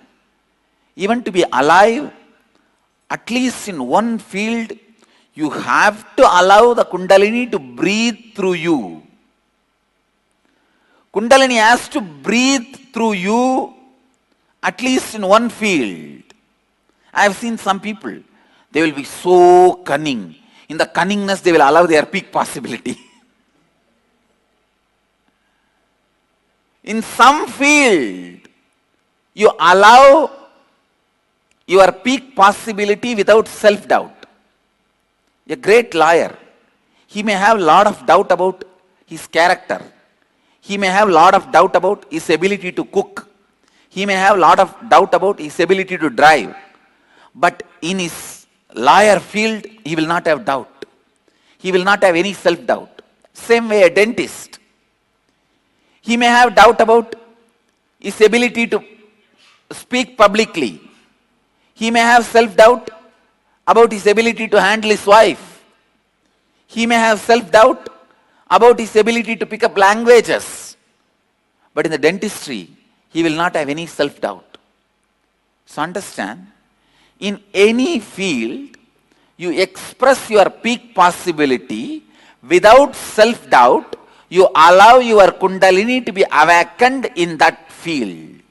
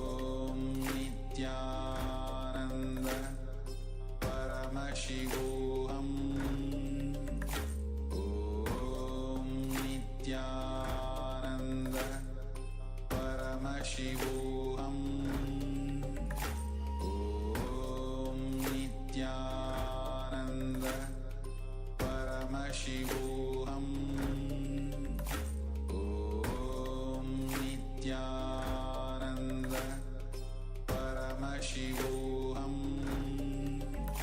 Om Nityananda Paramashivoham Om Nityananda Paramashivoham Om Nityananda Paramashivoham Om Nityananda Paramashivoham Om Nityananda Paramashivoham Om Nityananda Paramashivoham Om Nityananda Paramashivoham Om Nityananda Paramashivoham Om Nityananda Paramashivoham Om Nityananda Paramashivoham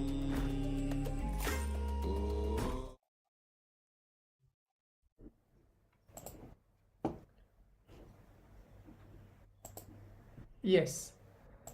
So now, as we understood and learned on the very science of what is incompletion, directly revealed by the Supreme Pontiff of Hinduism, we're going to move on to the internalization exercise. How to take control of our life if there is an incompletion which we face in our day-to-day life. So before entering into that, requesting each of the participants, if any participants are able to understand, get able to relate with what Swamiji is telling, what are the different powerful cognitions that you are able to understand during this session, please take a moment to leave a message on the Zoom chat or where you're watching this Paramashivoham program from. So we're going to move on to the internalization exercise now. In the meantime, please share your understandings and the powerful cognition you received in this session.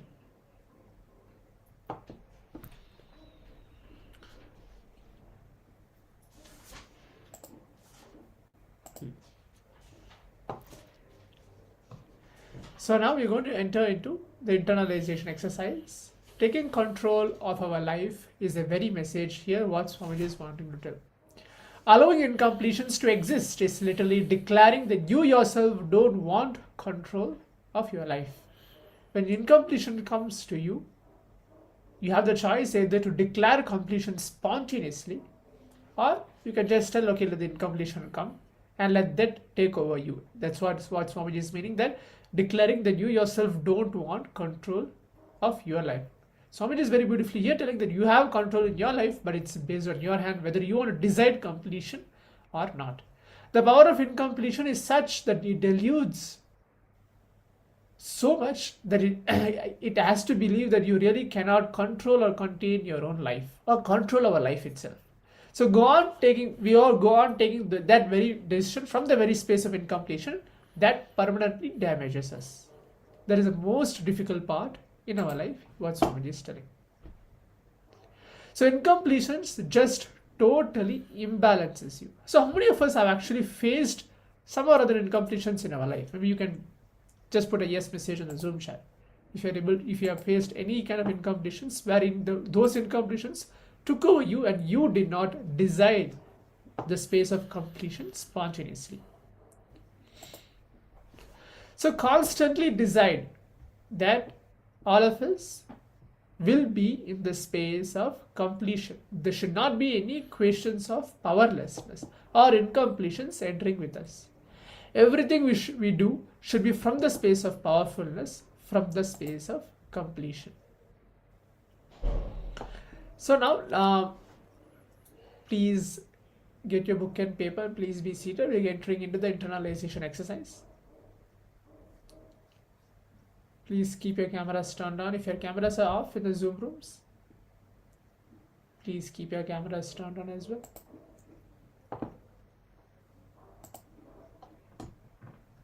Yes. So please find out any powerlessness, incident or incompletion that is influencing you right now. Pen all of it down. So just look in within yourself and see what all incompletions, powerlessness, what all incidents that's come to your memory. Now, the moment it comes to memory, it puts you in incompletions, or it starts influencing you. It puts you in the low mood.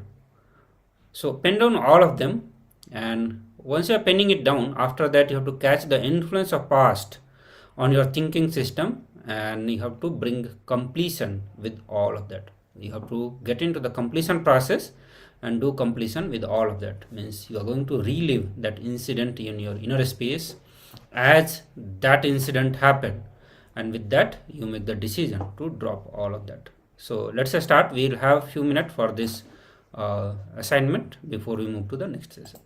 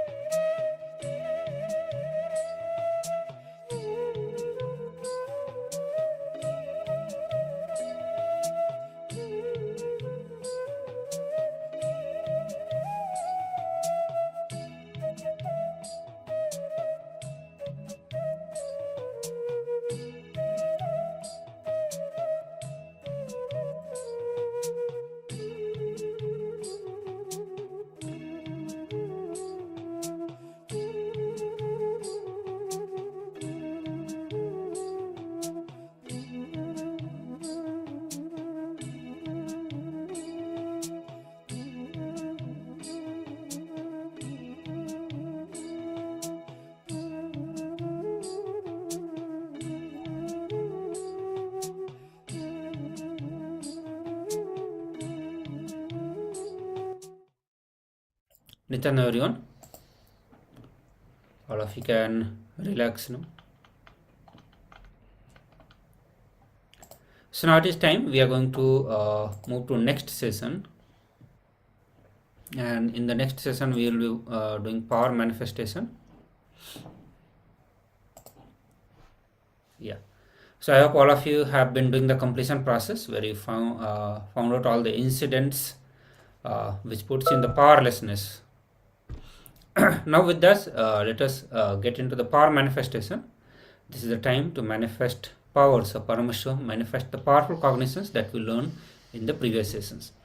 So we are working on manifesting the power of third eye, and I'll be projecting one picture which you have to scan through your third eye. So I request all the participants to put blindfold. Before I project the picture, I request all of you to put the blindfold.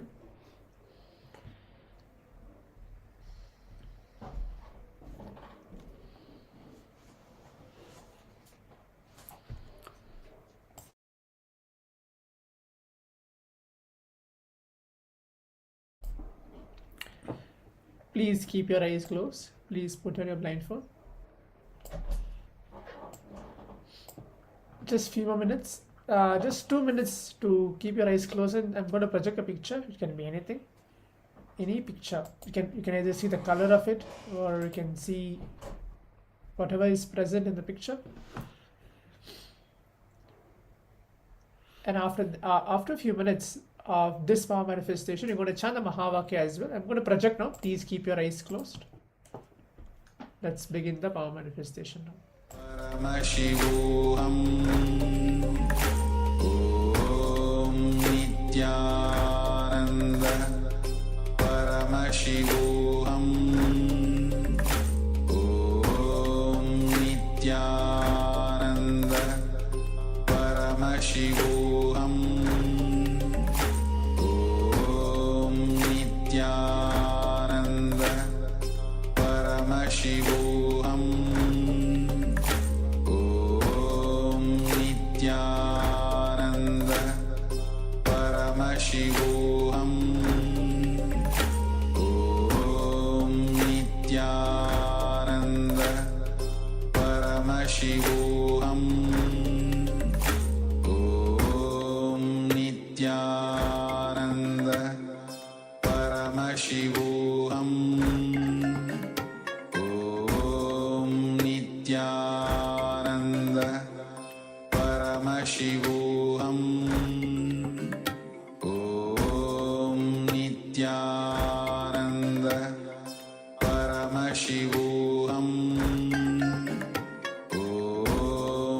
Nityananda Paramashivoham Om Nityananda Paramashivoham Om Nityananda Paramashivoham Om Nityananda Paramashivoham Om Nityananda Paramashivoham